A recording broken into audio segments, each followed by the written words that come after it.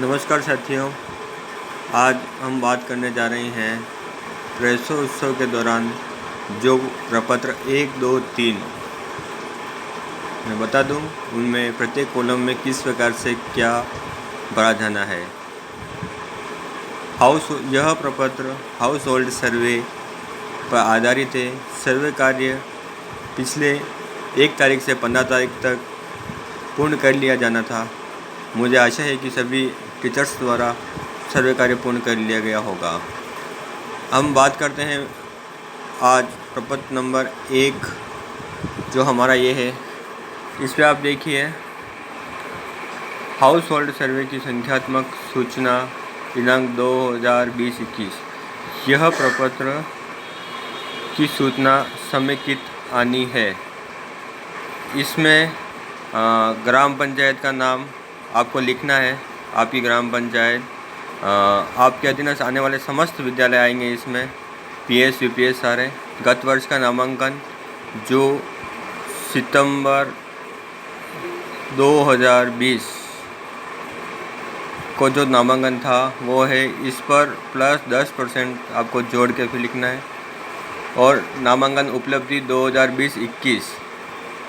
नामांकन उपलब्धि 2020-21 का मतलब ये होगा कि आपको इस वर्ष जो आपने अभी तक उपलब्धि ले ली, यानी कि कक्षा से प्रमोट किए हैं, उन बालकों को जोड़ते हुए अभी तक की उपलब्धि नोट करानी है। सर्वे किए गए मकानों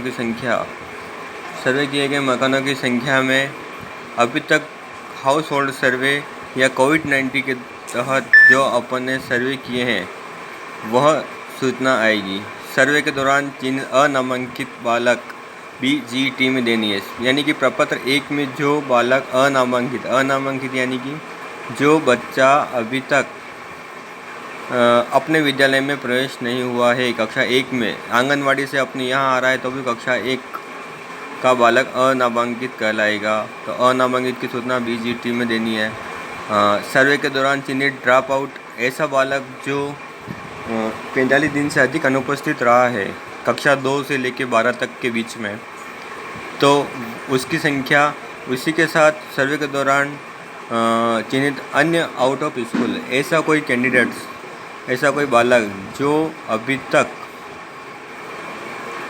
एक भी बार स्कूल नहीं आया है, उसका नाम आउट ऑफ स्कूल है तो उसका नाम इस कॉलम में आएगा। सर्वे के दौरान कुल चिन्हित कॉलम संख्या 8, 9, 10 का योग कॉलम संख्या 11 में आएगा। गलती से ऊपर 7, 8, 9 लिखा गया है, उसे इग्नोर करते हुए 8, 9, 10 का योग BGT में इसमें देंगे। अब बात करते हैं हाउस होल्ड सर्वे प्रपत्र 1, विद्यालय से बाहर आउट ऑफ स्कूल चिन्हित बच्चों की सूचना।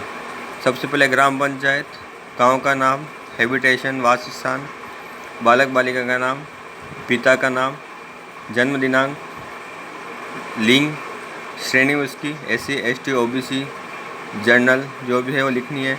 अब अनामांकित और ड्रॉप आउट, आपके द्वारा जो सर्वे किया गया है जिसमें अगर कोई बालक अनामांकित आता है तो उसकी सूचना, उस अनामांकित के नीचे टिक लगाना है, राइट का निशान, और ड्रॉप आउट के नीचे, अगर ड्रॉप आउट है तो ड्रॉप आउट के नीचे राइट का निशान करना है।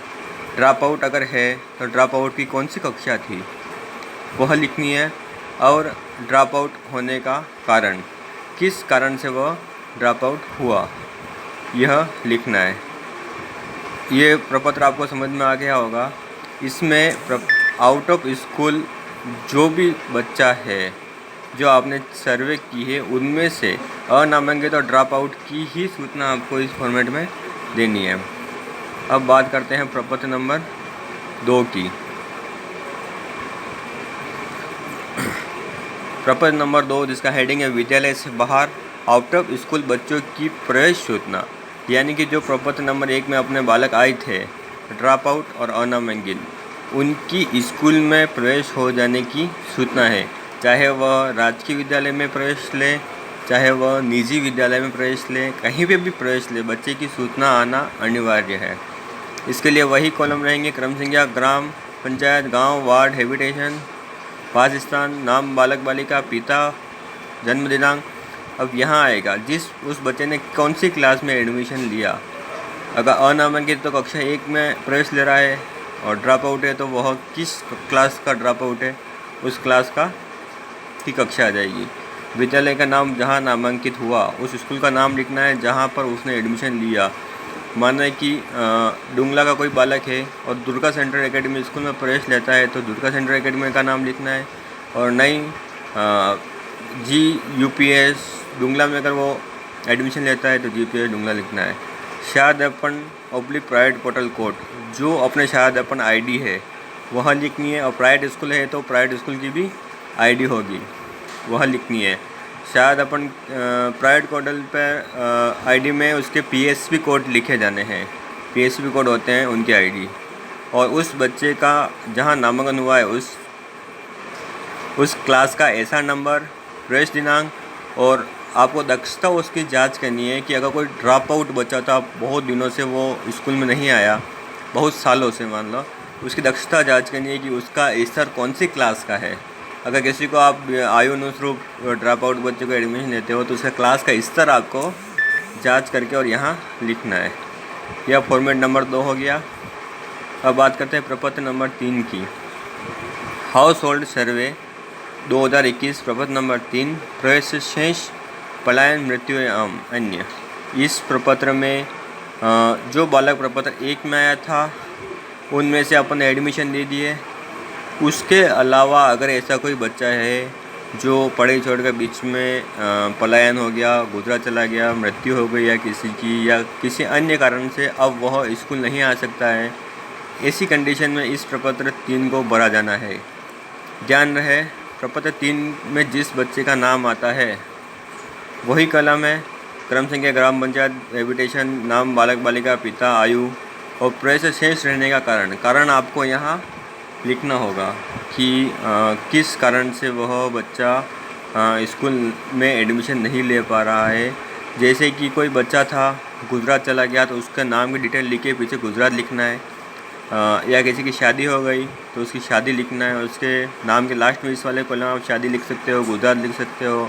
पलायन हो गया कहाँ, तो पलायन कहाँ हुआ वो लिखना है। बट एक कंडीशन है इस प्रपत्र नंबर 3 के साथ, आपको इस प्रपत्र 3 में आने वाले समस्त बच्चों की केस स्टडी तैयार करना आवश्यक है।